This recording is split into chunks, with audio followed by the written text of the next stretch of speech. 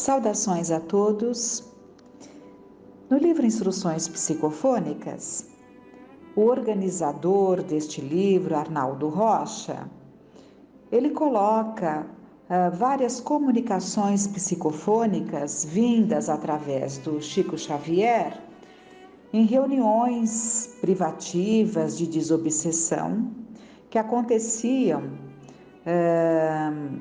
quando, num determinado dia da semana, o grupo se reunia e nesse grupo de médiuns psicofônicos, médiuns esclarecedores, o Chico Xavier fazia parte, porque, aliás, a formação deste núcleo foi a pedido do próprio Chico. Então, ele fazia parte deste grupo de desobsessão, em que eles tinham ali a possibilidade de atender a espíritos em condições mais difíceis e aqueles que em condições mais difíceis procuravam ajuda, pessoas ali com dificuldades bastante acentuadas, obsessões graves. Então foi formado este núcleo para dar um atendimento mais específico, mais direcionado a esses necessitados. E era uma sessão de desobsessão, como se dá, né? Uma parte do tempo destinada ali ao esclarecimento, encaminhamento, acolhimento de espíritos em condições muito difíceis. E os minutos finais, os 15 minutos finais, ficavam para espíritos que se manifestavam, alguns instrutores, dando ali algumas orientações, outras vezes espíritos que tinham conseguido se colocar em condições melhores e vinham trazer o seu depoimento, né?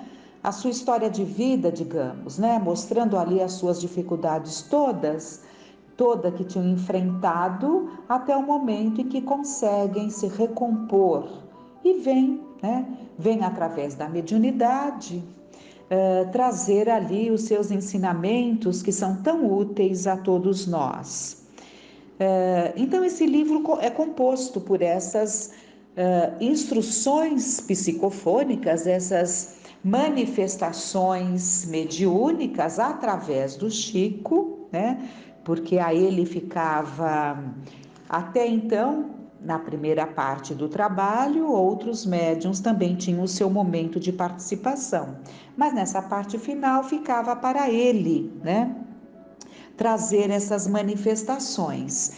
E o Arnaldo Rocha diz que, infelizmente, ele diz, devemos informar que, infelizmente, não podemos, por impossível, registrar no papel a beleza das recepções, as variações do tom de voz, as paradas mais ou menos largas, o entrecortamento das palavras ou de frases por lágrimas de comoções ou gestos de alegria, a mudança mesmo do tipo de voz, além de outros característicos que valorizariam sobremaneira ao nosso humilde pensar as páginas de que os leitores tomarão conhecimento.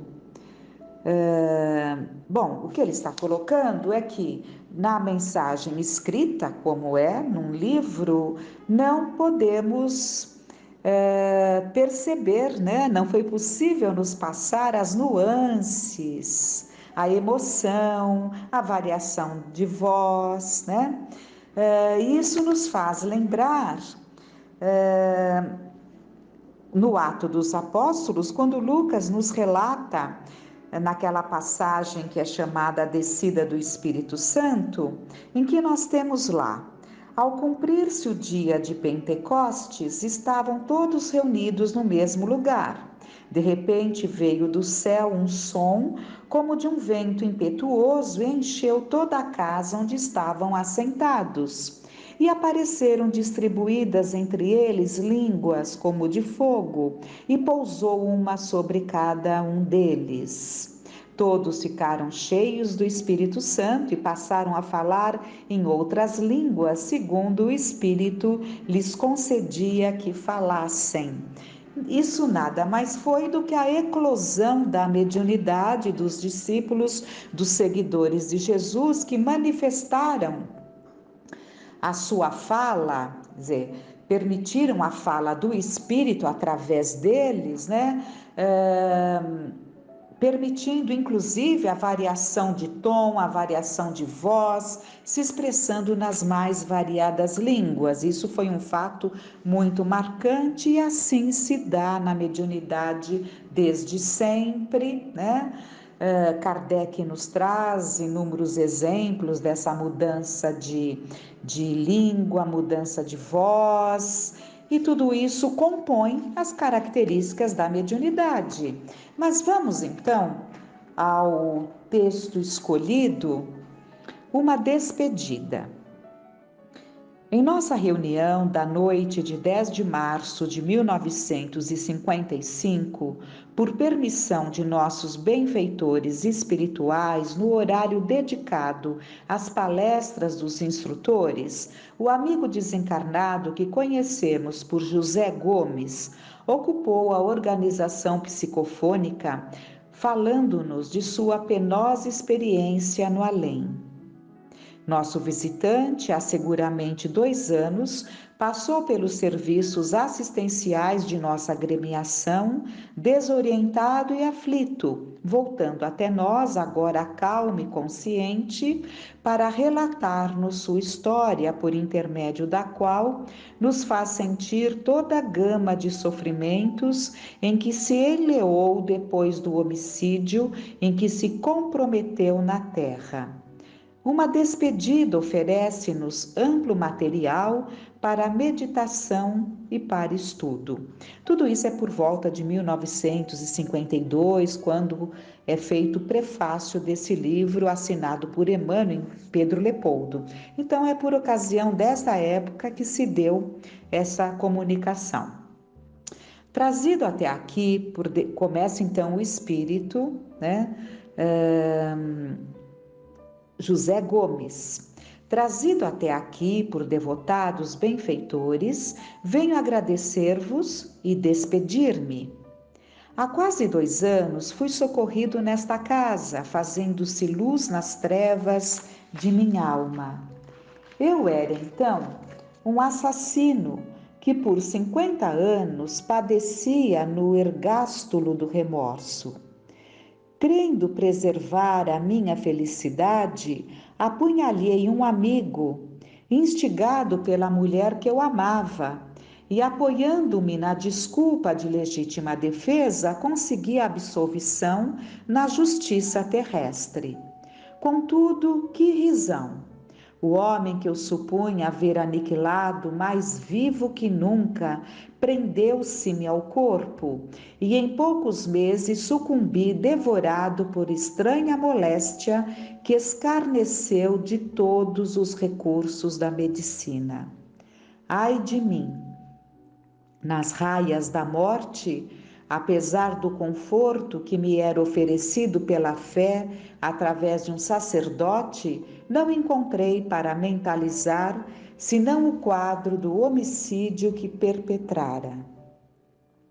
E a maneira do homem vitimado por tormentoso pesadelo, sem sair do leito em que se acolhe à prostração, vi-me encarcerado em meus próprios pensamentos, vivendo a tortura e o pavor que alimentava no campo de minha alma. Sempre o terrificante painel a vibrar na memória.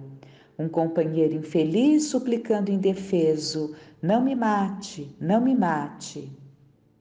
A presença da mulher querida, os gênios do crime a gargalharem junto de mim, e a calma impassível da noite, com a minha cólera insopitável, a dessedentar-se num peito exangue e aberto. Em me cansando de enterrar a lâmina na carne sem resistência, arrojava-me ao piso da câmara iluminada, mas a onda esmagadora de sangue levantava-se do chão, tingindo paredes, afogando móveis, empapando-me a vestimenta, e quando me sentia semi-sufocado, eis que me erguia de novo para continuar no duelo indefinível. Então, nós vemos até aqui uma situação bastante dolorosa desse espírito, ele está narrando um tempo muito doloroso de sofrimento, em que ele se viu no plano espiritual, né? Depois de ter sofrido, mesmo enquanto encarnado, pelo arrependimento do crime que ele comete ali, junto a pedido ou ali com a conivência da sua parceira, né? Mas ele parte para o plano espiritual totalmente em situação dolorosa, porque ela já havia começado aqui. Ele acaba definhando e desencarnando, né, em condições dificílimas, por não conseguir libertar-se dessa situação que ele mesmo criou para si, né? Porque nós sabemos, e como é dito aqui, o homicida não se livra daquele que ele julga que lhe está atrapalhando um caminho. Porque aquele que ele afasta do mundo dos vivos pode tornar-se uma presença constante e ferrenha junto de si, levando-o a desequilíbrios mentais, a processos de enlouquecimento e a uma fragilização do corpo orgânico. E foi o que se deu com ele. E no plano espiritual ele se encontrava nessas condições de estar sempre vendo aquele ambiente que ele plasmou para si mesmo. E que ambiente é esse? O quarto em que ele tira ali, o cômodo em que ele tira a vida do outro, né? Então sempre vendo aquele ambiente ensanguentado e sempre como que recordando, revivendo o momento em que ele coloca a lâmina no corpo do outro, né? Então ele fica preso a esse quadro doloroso por muito tempo. E ele continua narrando: se tinha fome, mãos invisíveis ofereciam-me sangue coagulado. Se tinha sede, davam-me sangue para beber. Era dia, era noite, ignorava. Somente mais tarde, quando amparado pelas palavras de esclarecimento e de amor dos nossos benfeitores por vosso intermédio, vim a saber que o inimigo se contentara com o meu cadáver e que eu não vivia senão minha própria obsessão. Magnetizado por minhas ideias fixas, jungido ao pó do sepulcro durante meio século, recapitulando quase que interminavelmente o meu ato impensado. Então, o que ele fica sabendo quando ele é levado a essa reunião espírita? E lá ele foi esclarecido, como ele está nos relatando, que o obsessor, a vítima do homicídio, se colocou como obsessor até o momento da morte, contentou-se com a morte dele e parou de persegui-lo. Mas ele, mesmo sem a presença, ele em espírito, mesmo sem a presença do obsessor, ele mesmo se auto-obsediava, né? Ele mesmo, sentindo-se culpado, né? Vivia a própria obsessão, que é a auto-obsessão, né? E ele continua: circunscrito à alcova fatídica que jazia em minhas reminiscências, passei da extrema cegueira desmedida à aflição. Então, as recordações do ambiente fez com que ele ficasse preso àquela situação naquele quarto, né, onde ocorreu o crime. Existiria realmente um Deus de paz e bondade? Bastou essa pergunta para que réstias de luz se fizessem sentir em meu espírito entenebrecido como relâmpago em noite de espessa treva. No entanto, para chegar à certeza de Deus, precisava de um caminho. Esse caminho era ela, a mulher amada. Queria vê-la, ouvi-la, tocá-la. E tanto clamei por isso que, em certa ocasião, senti como que uma rajada de vento forte arrebatando-me para o seio da noite. Carregava comigo aquele fatal aposento. Contudo, podia agora respirar a brisa refrescante entre as sombras noturnas que filtravam de leve as irradiações da lua nova. Mais ágil, andei apressadamente. Onde estaria ela, a mulher que estava em mim? Favorecia-me o sopro do vento e a minutos breves alcancei pequeno jardim, vendo-a sentada com uma criança ao colo. Ah, somente aqueles que sentiram na vida uma profunda e irremediável saudade poderão compreender o alarme de meu espírito naquela hora de reencontro.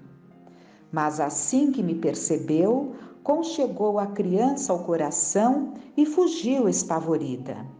Eu devia ser aos seus olhos um fantasma repelente a regressar do túmulo. Persegui-a, porém, até que a vi penetrando um quarto humilde. Observei-a ajustando-se ao corpo de carne, tal qual a mão encicolando a luva. Então, ela estava em espírito junto à sua própria casa, né? E viu a presença dele se aproximando e correu para o seu corpo que estava adormecido, escondeu-se no seu corpo, né? E ele continua: enlaçada a um homem que lhe partilhava o leito, reconheci sem explicações herbais que o filhinho nascituro era meu velho rival e que o homem desconhecido era-lhe agora o esposo, outro adversário que me cabia vencer, no seu sentimento de amor doentio exclusivista, aquele que lhe era marido atual, né? Figura para ele como um outro adversário. E ele reconhece ali no bebezinho que ela segurava, inclusive em espírito, porque o bebezinho com certeza estava ali no berço, né? Mas ela estava ali com ele no colo em espírito. E vamos ver a continuidade. O ódio passou a estourar-me o crânio. O cheiro acre e fedentinoso de sangue novamente me ensandeceu. Beijei-a, delirando em transportes de amor não correspondido, e consegui instilar-lhe aversão pelo marido e pelo filho recém-nato. Queria matá-la, desejava que ela viesse novamente para mim. Pretendia sugar-lhe os eflúvios do coração. E durante muitos dias permaneci naquela casa desvairado e irresponsável, envenenando a própria medicação que lhe era administrada. Consegui dominá-la até o dia em que foi conduzida a um círculo de orações. E nesse círculo, vossos amigos me encontraram-me e trouxeram-me a esta casa. Então, ela procurou o núcleo, né, em que estava ali o Chico. Ela procura e, naturalmente, ele em espírito é levado a esta casa e recebe toda a ajuda. Com os ensinamentos que me dirigiram, a câmara do crime desapareceu de minha imaginação. Todas as ideias estagnadas que me limitavam o pensamento, qual se for o próprio remorso num casulo infernal, desfizeram-se de pronto como escamas de lodo que, em se desintegrando, me libertaram o espírito. Desde então fui admitida em uma escola. Transcorridos 6 meses, tornei ao lar que eu me propunha destruir, transformado pelas lições dos instrutores que vos orientam o santuário. Novos sentimentos me vibravam no coração. Compadeci-me daquela que sofria tanto e que tanto se esforçava por reabilitar-se perante a lei. Contemplei-lhe o filhinho e o esposo tomado de viva compaixão. Achava-me renovado. Compreendi então convosco que o coração humano, concha divina, pode guardar consigo todos os amores. Observei a extensão de minhas faltas e voltarei à carne em dias breves. Aquela por quem me perdi, ser-me-á devotada mãe. Terei um pai humilde, generoso e trabalhador, abençoando-me o restabelecimento moral. E em meu irmão já renascido, encontrarei não mais o antagonista, mas o companheiro de provação, com quem restaurarei o destino. Ante o coração que me estimula a esperança, não mais direi mulher que eu desejo, e sim mãezinha querida. Nossos sentimentos pairarão em esfera mais alta e de seus lábios aprenderei de novo as sublimes palavras: Pai nosso que estais no céu. Fitar-lhe-ei nos olhos o celeste horizonte e, trabalhando, enxergarei feliz a senda libertadora. Ah, entendereis comigo semelhante ventura? Creio que sim.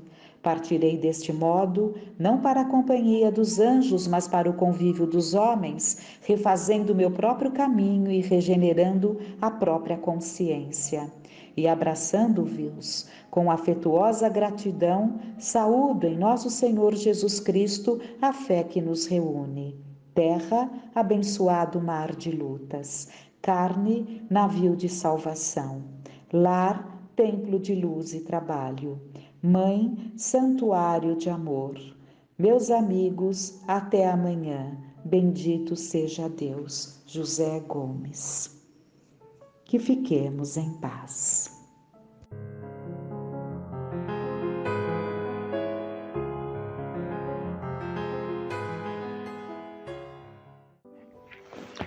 Olá a todos, nós hoje trouxemos do livro de Valdo Franco Responde, volume 2, um tema bem interessante em que fala sobre pais egocêntricos e vulgares.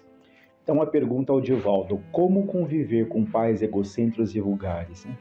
Ou seja, egocêntricos, aqueles muito controladores, aqueles que podem ali até manipular os filhos, que pensam, como o próprio nome diz, egocêntricos, muito em si mesmos, querem ter ali controle de tudo, serem sempre o centro ali das atenções, né?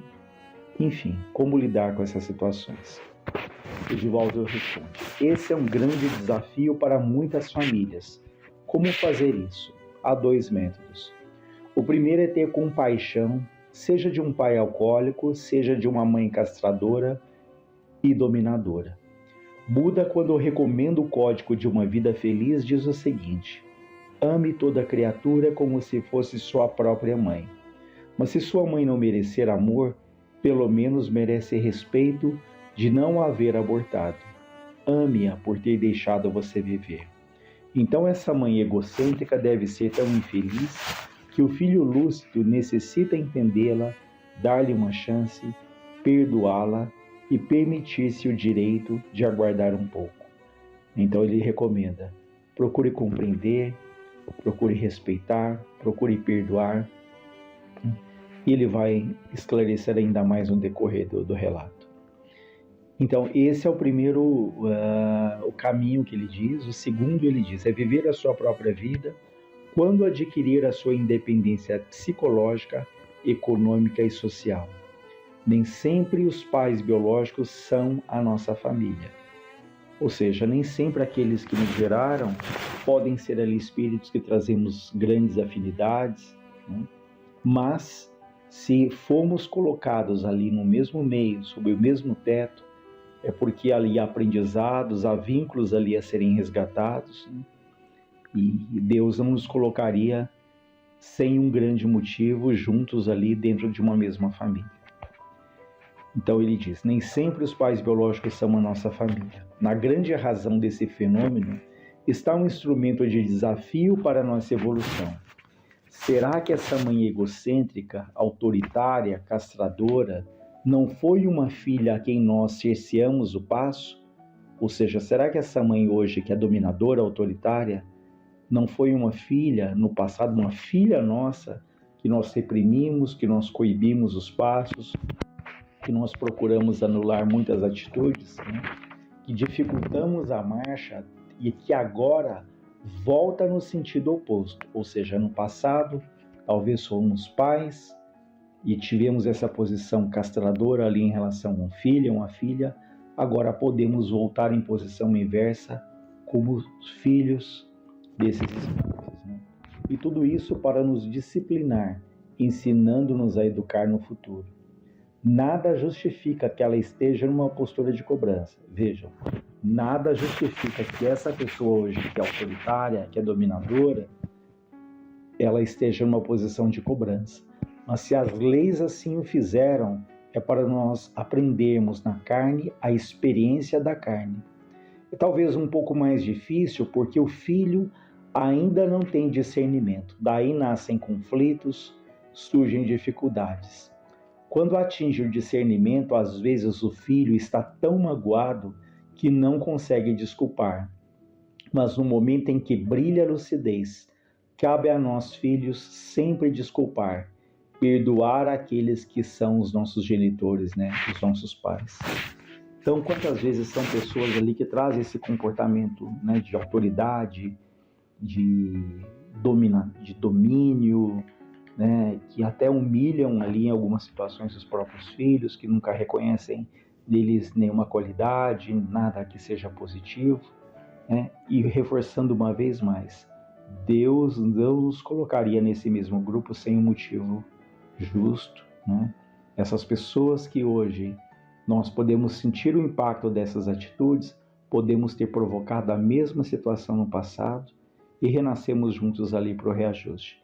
E o que ele nos convida para que nós, alcançando essa lucidez, essa compreensão, essa visão do passado, que nós possamos ali desculpar, perdoar, né? E se não for possível, esse amor mais profundo, essa afinidade, desenvolvermos e cultivarmos o quê? O respeito por aqueles que nos trouxeram ao mundo, né? E o Edivaldo vai falar agora da própria experiência, da experiência dele com o pai dele. Olha, meu pai, por exemplo, nunca me abraçou. E por isso eu tinha inveja dos pais que colocavam os filhos no joelho, que abraçavam, que acarinhavam, que beijavam. Lá em casa nunca houve isso, não havia tempo. Mas ele era um homem cumpridor dos seus deveres. Eu tinha uma admiração muito grande por meu pai. Às vezes eu vinha correndo para abraçá-lo e ele dizia: "Não, senhor, homem não abraça homem." E eu parava. E construí disso um mecanismo de conflito. Durante muito tempo eu tinha uma vontade enorme de que alguém me abraçasse.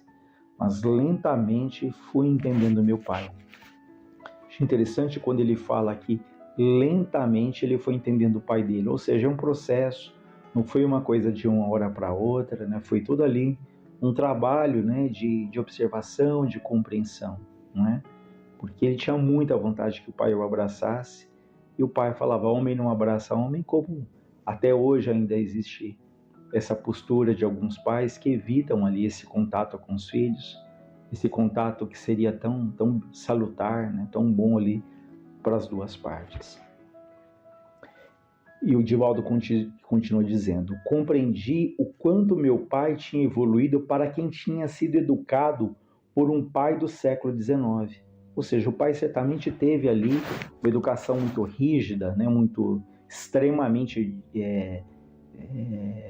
disciplinadora, no sentido de que o pai não teve também ali carinho, afeto, né, não teve esse contato físico, né? Por isso essa dificuldade que ele tinha.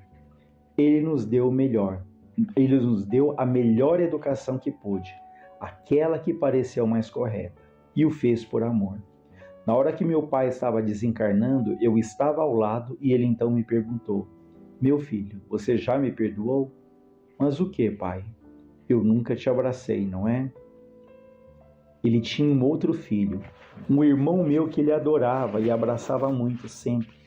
Mas o fato é que entre eles havia uma atitude diferente, quase transcendental. Ou seja, o pai do Divaldo tinha uma afinidade enorme com o outro irmão, como acontece em muitas famílias, né, que às vezes até gera ali aquele ciúme dos irmãos. Por que o pai e a mãe é tão carinhoso com um dos filhos e não é com os demais, né? Mas o passado, né, as existências pregressas ajudam a explicar isso. Essas profundas afinidades que existem entre pessoas ali Talvez esses pais tenham ali mais essa afinidade com um do que o outro, né? E esse pai tinha com o irmão dele. Nós não tínhamos ciúmes, ele fala, pois lá em casa a pobreza era tanta que essas coisas não faziam muito sentido. Então há muitas situações que geram ciúmes, mas ele diz aqui que particularmente na casa dele isso não gerava ciúmes.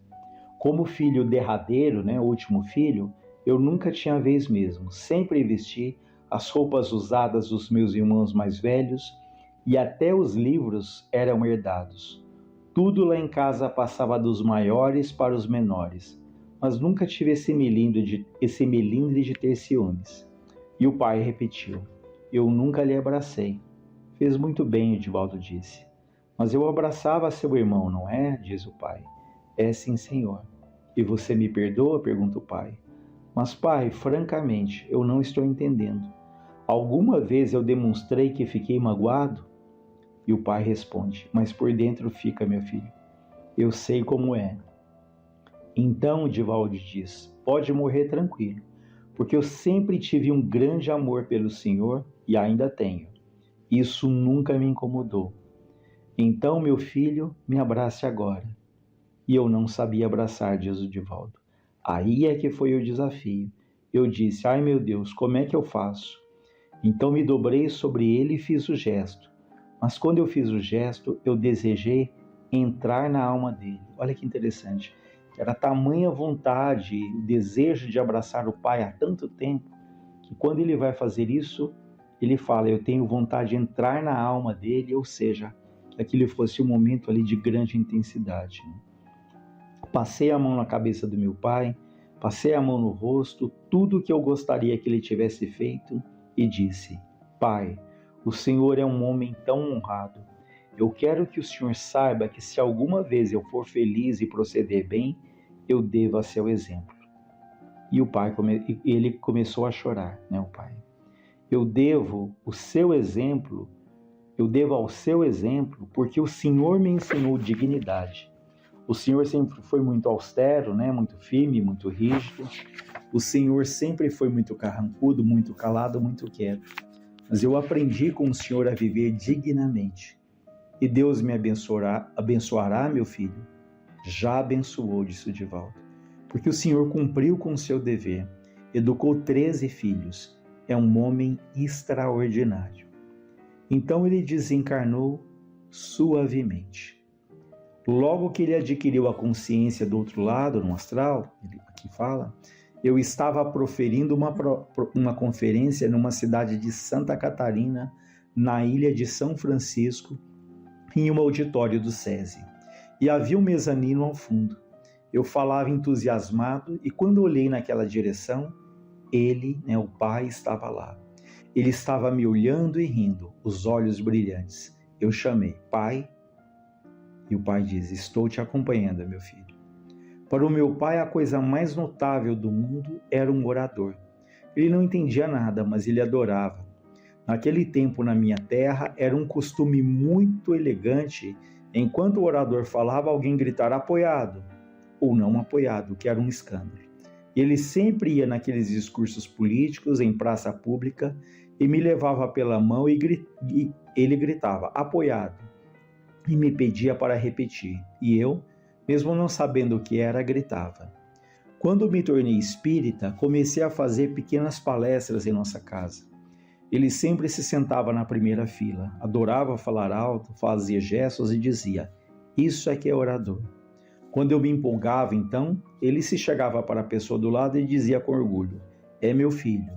Eu ficava constrangido, porque às vezes havia pessoas desconhecidas. Então eu pedia: pai, não diga isso. E você tem vergonha de ser meu filho? O pai diz: não, pai, é que as pessoas não entendem. Que elas não entendam, mas ficam sabendo que você é meu filho. Então eu precisei passar a controlar quem se sentava perto dele. Dava sempre um jeito de ser alguém que já sabia que eu era filho dele. Quando eu me entusiasmava e ele falava a sua famosa frase, a pessoa respondia: eu sei, seu Francisco, ele é o seu filho. Aí ele ficava satisfeito, pois ele agora estava no além, e eu me comovi e quase entalei. E ele disse: grite, e eu dei um grande berro. E então ele repetiu mais uma vez: é meu filho. Então percebam quanto vale nós amarmos o nosso pai e a nossa mãe, mesmo que eles sejam bastante difíceis. Então vejam, é um grande aprendizado essa lição, né? Porque a vida pode nos colocar ao lado ali de pais que temos grandes afinidades, pais que são muito amorosos, mas pode ser que ela nos coloque também ao lado de pessoas, espíritos que temos dificuldades, né? Mas como foi dito, tudo ali uma razão, tudo ali um significado, é um exercício contínuo, diário, né, da paciência, da compreensão, para que nós possamos aprendermos a perdoar. E como foi dito, se não houver ali aquele sentimento mais profundo, se a gente não conseguir isso, né, pelo menos que a gente vai ali desenvolvendo por eles o respeito, e quem sabe, um dia depois do respeito se transforma em afeição e numa grande afinidade, porque pode ser que existam laços ali profundos, mas que em dado momento, seja de outras vidas, isso pode ali ter tido uma decepção, uma desavença, uma ruptura, que provocou ali um afastamento e que a vida nos recolocou novamente para que haja essa reconciliação. Então, às vezes temos pais ali que podem ter as dificuldades, mas que talvez sejam ali pessoas também muito infelizes, também muito frustradas, né? Que ainda não alcançaram também o próprio equilíbrio, né? Então, talvez sejam pessoas muito mais ali, que falta mais a maturidade do que agem propriamente por maldade, né? Então ele nos convida para que possamos ali compreendê-los, né? E se não, como foi dito, não desenvolvermos esse amor maior, cultivarmos ali o respeito por essas pessoas que nos trouxeram a vida, né? E se temos grandes afinidades, cultivarmos, agradecermos a Deus sempre por estarmos ali também com espíritos que nos estimulam, que nos dão exemplo, né? Mas eu acho que o caso do pai dele é bem interessante, é bem rico, não é? Para que nós possamos ali valorizar essas pessoas que estão ao nosso lado, né? E felizmente esse pai desencarna sabendo que o Divaldo não tinha mágoa em relação a ele, né? E esse gesto ali do abraço, então se temos essa vontade, se temos esse desejo, não adiemos, né? Porque nós não sabemos até quando essas pessoas estarão ali do nosso lado, no nosso convívio, não é? A espera ali, talvez até de uma reconciliação. Um tem vontade ali de falar com o outro, quando se trata de pais que não falam mais com os filhos. E talvez as duas partes tenham ali, sintam a falta um do outro, tenham as saudades, mas pelo nosso orgulho, para não dar o braço a torcer, nós evitamos esse contato, né? E ainda que a outra parte não seja receptiva, se temos essa vontade, façamos a nossa parte, né? Para que nós ali possamos ter a nossa consciência tranquila de que fizemos aquilo que estava ali ao nosso alcance. Então fica aí para a nossa reflexão esse tema bastante rico, né? E esse relato bastante interessante do Divaldo no contato ali com o seu pai. Que Deus nos abençoe e nos ampare.